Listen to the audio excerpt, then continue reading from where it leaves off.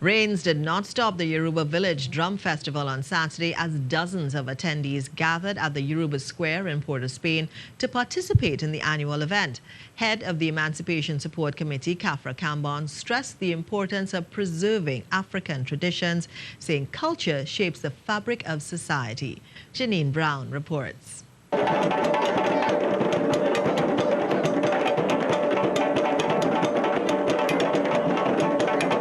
The Yoruba Village Drum Festival celebrates the contributions of the Yoruba people who first settled in areas like Belmont, Laventil and Gonzales when they arrived to Trinidad post-slavery. Elder Albert Francois poured libation at the start of the day, welcoming the African ancestors to be a part of the day's events. Head of the Emancipation Support Committee, Khafra Kambon, said far too often a magnifying glass is held up to the negative aspects of East Port of Spain, while little light is shed on the good. The whole psyche, the whole urge for us to develop as a society, culture is an important part of it. It's an important part of people's well-being, an important part of how we see ourselves. It's why the festival specifically acknowledges the efforts of members from the community who have committed to changing that narrative.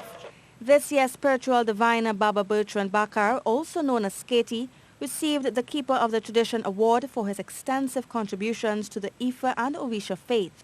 Jaffa Howe, whose journey to Princeton captured the heart of the nation, was awarded in recognition of the United Nations International Day of the African Child.